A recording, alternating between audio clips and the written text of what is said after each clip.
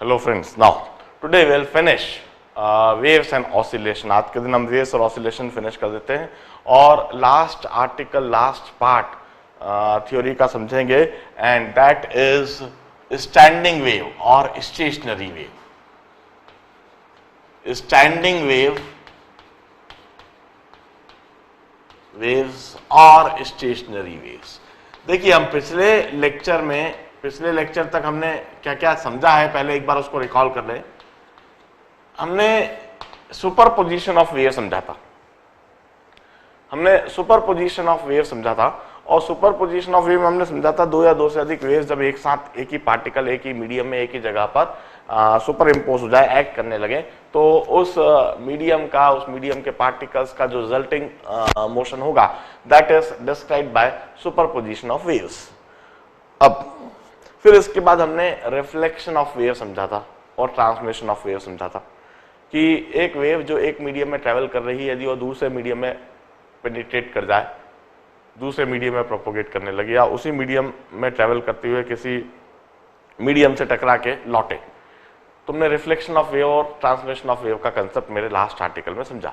अब हम standing wave जो समझ रहे हैं, वी यूज्ड टू से when a incident wave and a reflected wave, जब किसी जगह पर, किसी मीडियम में कोई इंसिडेंट वेव हो, वह रिफ्लेक्ट हो रही हो, और यह इंसिडेंट वेव और रिफ्लेक्टेड वेव सुपर इम्पोज कर जाए, तब वहां पर जो बनता है, जो होता है, जो दिखता है, दैट इज स्टैंडिंग वेव और स्टेशनरी वेव। मैं अब पहले एग्जाम्पल बताता हूं। You might have seen guitar, that musical instrument guitar आपने देखा होगा। उस गिटार में 5-6 तार बंधे हुए होते हैं। यह तार दो रिजिड सपोर्ट से इस तरह से बंधे हुए होते हैं। एक तरफ जहां आपने होल्ड कर रखा है, और दूसरा दो फिक्स, आप ध्यान से देखिए, तार है, 5-6 तार हैं, और वो दोनों तरफ से बिल्कुल टाइटली बंधे हुए हैं। बल्कि वहां पर एक ऐसा प्रोविजन भी होता है कि उसकी टाइटनेस को आप कम ज्यादा कर सकते हो, वहां टेंशन को कम ज्यादा कर सकते हो, नॉब होते हैं वहां पर। Now you plug that string, जैसे ही आप स्ट्रिंग को प्लग करते हो, जैसे ही आप उसको एक डिवाइस से पकड़ के जैसे खींचते हो, एकदम से वहां वह तार वाइब्रेट करने लगता है, and along with that vibration a musical note is generated। उसमें से म्यूजिकल साउंड के साथ में वो तार वाइब्रेट करने लगता है, और वहां पर बड़े ध्यान से भी देखा जाए तो उस तार का कुछ इस तरह का मूवमेंट होने लगता है, इस तरह का मूवमेंट होने लगता है।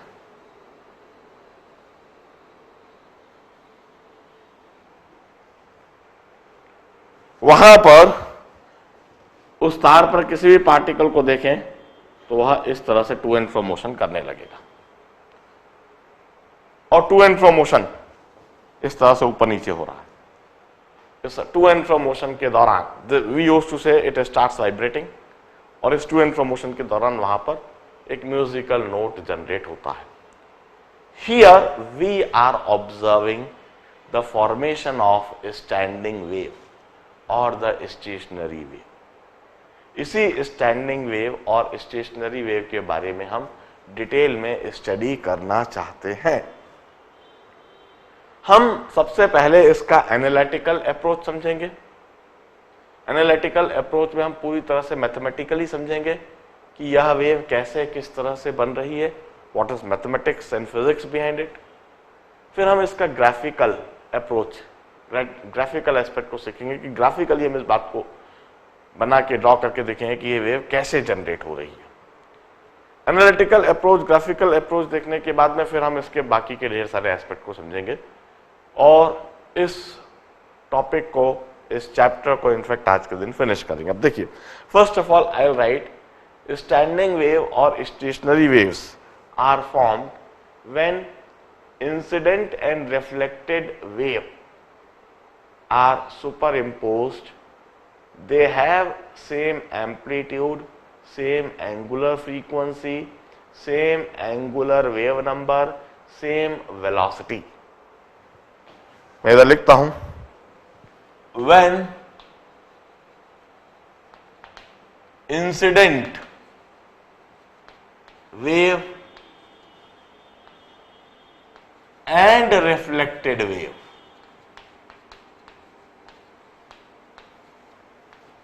having same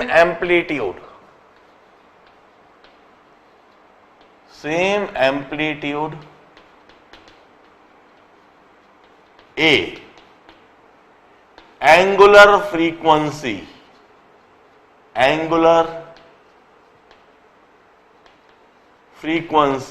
omega, angular wave number,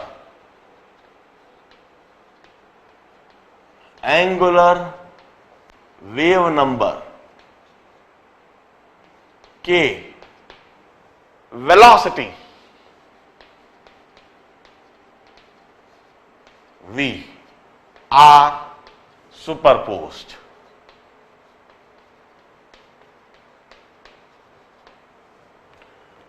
एक इंसिडेंट वेव और रिफ्लेक्टेड वेव, ये दोनों वेव सुपरपोज कर रही है। When incident wave and reflected wave are superposed, कैसे हो रहा है जरा देखें। हमने यह दो रिजिड सपोर्ट के बीच में एक स्ट्रिंग है, इस स्ट्रिंग को हमने पकड़ के प्लग करा, खींचा और छोड़ा। जैसे ही हमने इसको पकड़ के खींचा, प्लग करा और छोड़ा, वैसे ही हमने एक वेव जनरेट करी और यह जो जनरेटेड वेव है यह स्ट्रिंग की लेंथ के अलोंग ट्रेवल करने लगी। This is the incident wave. यह जो वेव है, जो इंसिडेंट वेव है, जो स्ट्रिंग की लेंथ के अलोंग ट्रेवल कर रही है, ये स्ट्रिंग की लेंथ के अलोंग आगे बढ़ती है, इस रिजिड सपोर्ट से टकराती है और इस रिजिड सपोर्ट से टकराकर यह लौटती है। यह वेव अब इस तरह से लौट रही है। This is the reflected wave. यह रिफ्लेक्टेड वेव है। यह इंसिडेंट वेव और रिफ्लेक्टेड वेव, यह दोनों वेव सुपर इंपोज कर जाएंगी, यह सुपरपोज कर जाएंगी और इन दोनों वेव के सुपरपोज करने से वहां पर जो फॉर्मेशन होएगा, वहां पर जो बनेगा, that is termed as standing wave और स्टेशनरी वेव। अब खास बात इन दोनों वेव के बारे में, इंसिडेंट वेव और रिफ्लेक्टेड वेव में दे हैव सेम एम्पलीट्यूड, इनका एम्पलीट्यूड सेम है, टकराने से कोई एनर्जी का लॉस नहीं हुआ है। इंसिडेंट वेव और रिफ्लेक्टेड वेव का एम्पलीट्यूड सेम है, एंगुलर फ्रीक्वेंसी ओमेगा भी सेम है, एंगुलर वेव नंबर के भी सेम है और वेलोसिटी वी भी सेम है। मतलब फ्रीक्वेंसी सेम, वेवलेंथ सेम, सब सेम।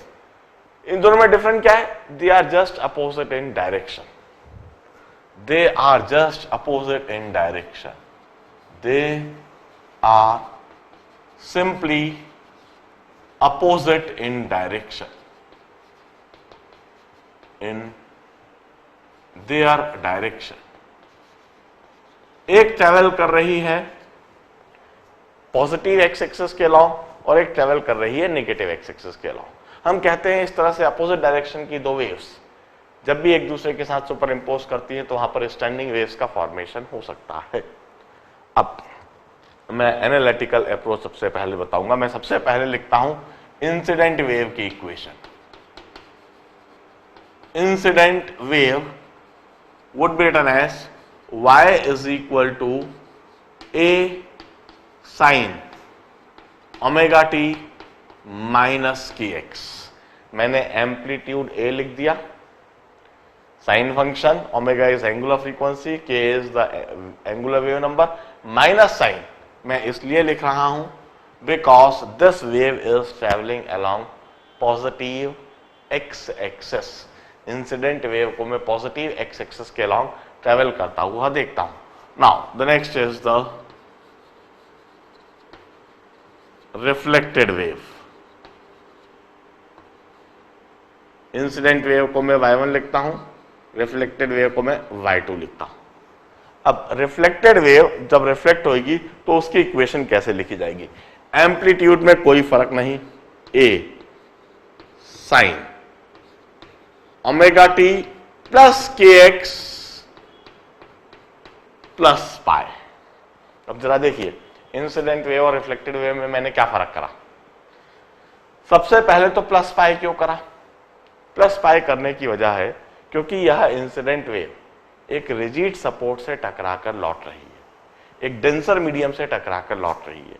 जब वेव एक रिजिड सपोर्ट से टकराकर लौटे, एक डेंसर मीडियम से टकराकर लौटे, तो वहां पर फेज चेंज फाई का हो जाता है। मैंने इधर माइनस साइन था, प्लस साइन क्यों करा? क्योंकि इंसिडेंट वेव तो प्लस एक्स एक्सिस के अलोंग ट्रेवल कर रही है, मगर reflected wave minus x axis के अलोंग ट्रेवल कर रही है। Since reflected wave is travelling along negative x axis, that's why here I had kept plus sign. Angular frequency में कोई फर्क नहीं, एंगुलर वेव नंबर में कोई फर्क नहीं, ओमेगा में कोई फर्क नहीं, के में कोई फर्क नहीं, एम्पलीट्यूड में कोई फर्क नहीं। Same amplitude, same angular frequency, same angular wave number, same velocity, ये दोनों वेव अब सुपरपोज करेगी। इनके सिर्फ डायरेक्शन में डिफरेंस है। अब मैं एक और चीज लिख देता हूं, इधर ये जो प्लस पाई लिखा हुआ है मैं अच्छी तरह से जानता हूं, sine theta plus pi is minus sine theta. तो मैं इधर लिख देता हूं y2 equal to minus A sine omega T plus K X. अब मैं कहता हूं when this two waves superpose, जब यह दोनों वेव सुपरपोज करेंगी तो अब हम लिखेंगे y is equal to y1 plus y2 और a sine omega T minus के X minus A sine omega T plus K X. This is the resulting wave on superposition। मैं ये बात लिखता हूं, on superposition of incident wave and reflected wave। जब incident wave और reflected wave superpose करेंगी तो यह बात लिखी जा सकती है। अब जो मैं फॉर्मूला लगाने जा रहा हूं उस फॉर्मूले को मैं पहले लिखता हूं। ट्रिग्नोमेट्री का मैं फॉर्मूला लगा रहा हूं sine C minus sine D. A तो कॉमन देख सकते हो आप, there sine C and there sine D. तो मैं जो फॉर्मूला लगा रहा हूं उस फॉर्मूले को लिख देता हूं, sine C minus sine D is 2 sine C minus G by 2 into cos of c plus g by 2। I am applying this formula। इस जगह पर c है ओमेगा टी माइनस के एक्स, डी है omega T plus K x. तो अब मैं इस फॉर्मूले को लगाकर लिखता हूं y is equal to a into 2 sine c minus D, this minus this करेंगे तो omega T cancelled, minus 2 K X by 2 into cos of c plus G by 2, तो 2 ओमेगा टी बाय 2। इस तरीके से यह एक्सप्रेशन दिखने लगेगा। जरा बड़े ध्यान से देखिए, 2 से 2 कैंसिल्ड, इधर 2 से 2 कैंसिल्ड, और इधर दिखेगा माइनस साइन ऑफ माइनस के x, sine of minus theta is minus sine theta. तो मैं अल्टीमेटली इसको ऐसे लिख दूंगा y is equal to minus 2a sine के x into cos of omega t. This is the equation of resulting wave। जो resulting wave की equation है दैट इज दिस। अब इस इक्वेशन को बड़े ध्यान से देखिए। मैं कहूंगा इस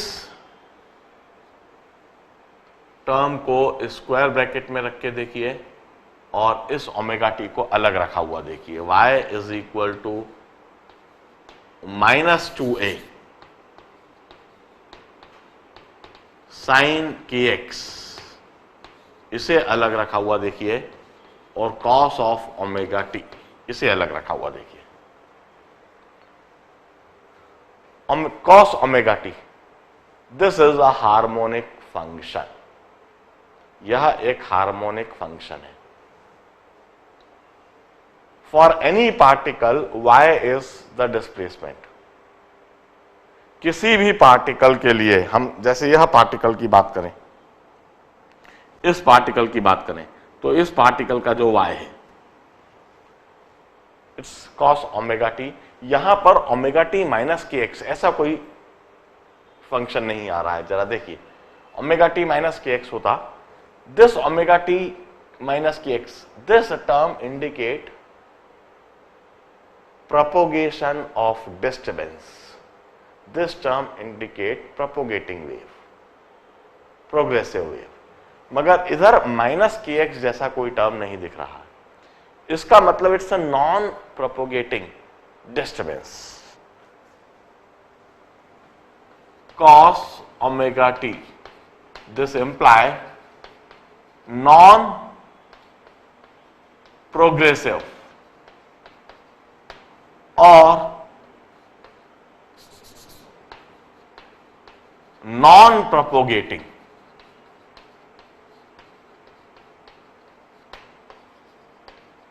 disturbance.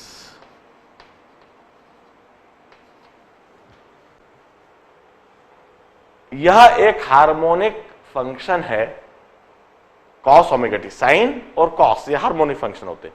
Sign omega T, cos omega t, this imply simple harmonic motion of particle. This imply simple harmonic motion of any particle. यह जो cos ओमेगा टी टर्म दिख रहा है, इससे तो बिल्कुल साफ जाहिर होता है कि किसी भी पार्टिकल का सिर्फ एक सिंपल हार्मोनिक मोशन हो रहा है। जैसे y is equal to A sine omega T होता है, y is equal to A sine omega T, और y is equal to A cos omega T. यह साइन ओमेगा टी और कॉस ओमेगा टी, इस तरह का फंक्शन जहां भी दिखता है simple harmonic motion. A is the amplitude, और इधर एम्पलीट्यूड क्या है? Amplitude is this, amplitude of SHM is 2a sin kx. This is the amplitude of SHM. Minus sine का तो सिंपल सा मतलब है कि जीरो टाइम पर वह मैक्सिमम नेगेटिव डायरेक्शन में होएगा। This is the amplitude of SHM, and this amplitude 2 है तो कांस्टेंट हुआ, sin kx would vary, and it suggests that the amplitude of SHM, that means it varies with position. That means it varies with position of particle. Position of particle, जो amplitude है वह particle की position के साथ very कर रहा है। देखिए कैसे, इस जगह पर जो पार्टिकल है वह तो मैक्स एम्पलीट्यूड के साथ SHM करता हुआ दिख रहा है, जबकि इस जगह पर जो पार्टिकल है उसका SHM तो हो रहा है मगर उसका एम्पलीट्यूड कम हो गया। इस जगह पर पार्टिकल जो है उसका तो एम्पलीट्यूड जीरो है, वह SHM कर रहा है जीरो एम्पलीट्यूड के साथ। फिर वापस पार्टिकल का जो SHM हो रहा है उसका एम्पलीट्यूड बढ़ता जा रहा है, बढ़ते हुए वहां मैक्सिमम हुआ और फिर वापस एम्पलीट्यूड कम होने लगा, कम होते हुए फिर जीरो जीरो को। इस तरीके से इसका मतलब है कि पार्टिकल SHM कर रहे हैं, and amplitude of SHM which is 2a sin kx, that means it varies with time. Amplitude of SHM varies with time. मैं इसी चीज को अब बड़े डिटेल में फर्दर समझाऊंगा, पहले यहां तक नोट डाउन कर लीजिए. I need the board. मैं अब यह चीज लिखी रहने दूंगा, इंसिडेंट वेव रिफ्लेक्टेड वेव लिखी रहने दूंगा, और सिर्फ यह इक्वेशन अब लिख कर रखूंगा और आगे समझाना चालू करूंगा. Please take it down.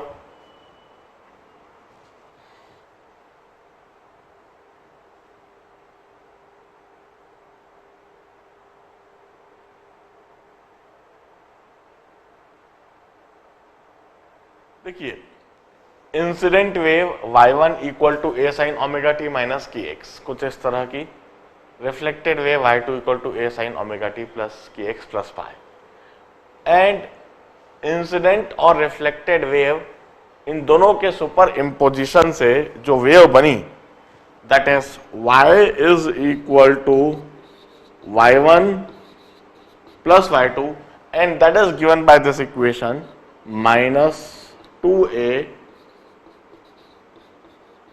Sign के x into cos omega t. मैं अब यहां से फर्दर कंटिन्यू करता हूं. Now this is the generalized, this is the equation for standing wave. This is equation of standing और stationary wave. This is equation of standing और stationary wave. इसमें इस माइनस साइन को लिखे ना लिखे कोई फर्क नहीं पड़ता. माइनस साइन से ये बताता है कि जीरो टाइम पर नेगेटिव एम्पलीट्यूड है. मैं इसको प्लस करके ही देखता हूं.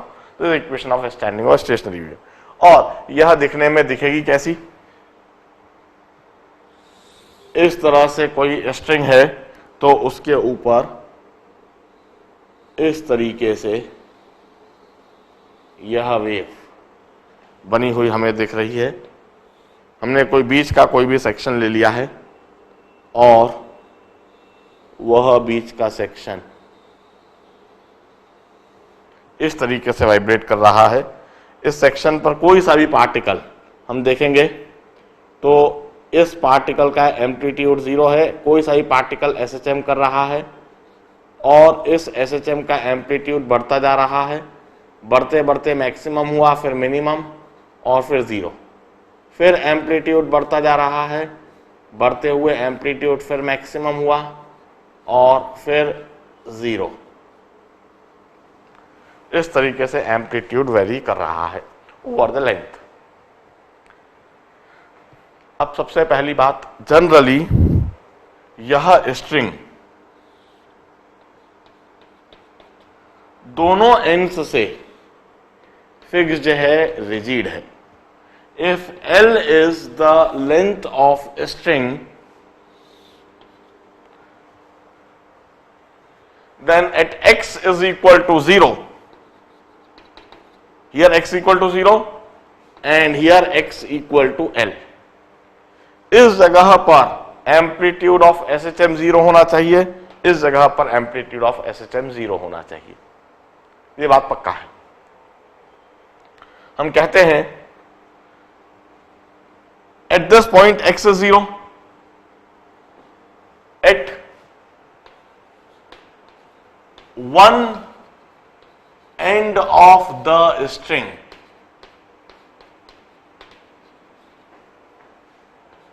where x is equal to 0, kx is equal to 0, sin kx would be equal to 0 or 2a sin kx would be 0 and amplitude is 0. ये कंडीशन तो मीट अप हो रही है. at one end of the string.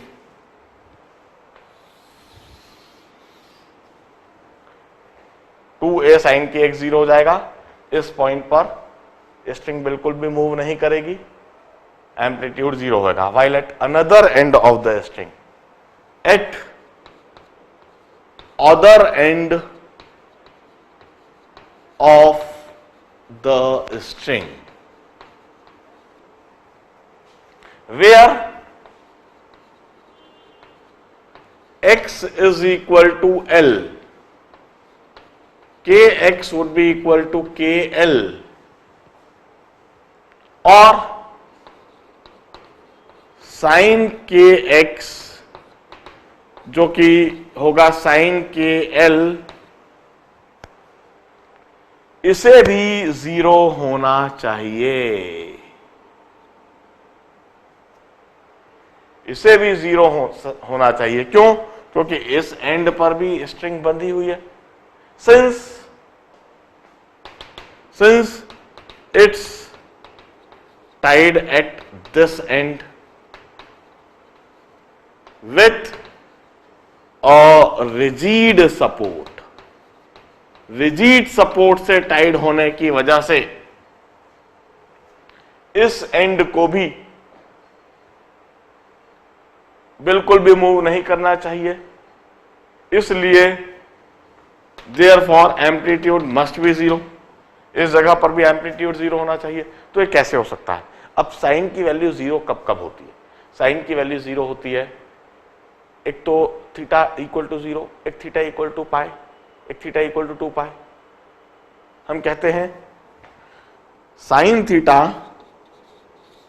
Is 0 if theta is equal to 0 और पाई और 2 पाई और 3 पाई और 4 पाई और n पाई. ये बात पक्का है. इसका मतलब है here also KL must be equal to n pi. KL की वैल्यू n पाई होनी चाहिए. अब n इक्वल टू 0 यदि हो गया तो इस एंड की बात हो जाएगी. वो तो हम कहेंगे n must be equal to 1, 2, 3 and so on. Integers k की जगह पर मैं अब लिखता हूं 2 pi by lambda into L must be equal to n pi, और this pi would get cancelled, or this length must be equal to n lambda by 2, or this lambda must be equal to 2L upon n.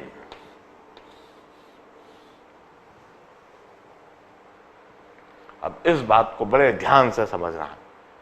इसका मतलब है कि इस string के ऊपर जो standing wave बनेगी, उस स्टैंडिंग वेव का कोई भी वेवलेंथ पॉसिबल नहीं है. ऐसा नहीं हो सकता कि किसी भी वेवलेंथ की वेव इस स्ट्रिंग पर बन जाए. इस स्ट्रिंग पर जो वेव बनेगी, it will have fixed values of wavelength, and that those fixed values of wavelength are lambda 1 would be 2L, या तो lambda 1 2L होएगा, neither lambda 1 is 2L और lambda 2 is L. n की value 1 रखी तो 2L, 2 रखी तो L, और lambda 3 is 2L by 3 और lambda 4 is L by 2 and so on. इस तरीके से इस स्ट्रिंग पर जो वेव्स जनरेट होंगी उनकी वेवलेंथ फिक्स होगी, और वह wavelength, that wavelength is given by lambda equal to 2L by n और L equal to n lambda by 2. अब आगे और इसका क्या क्या मतलब है, पहले इसी चीज को नोट डाउन कीजिए, मैं आगे और मतलब बताता हूं। बड़ा इंटरेस्टिंग सी बातें इधर चलेंगी अब, प्लीज नोट इट डाउन।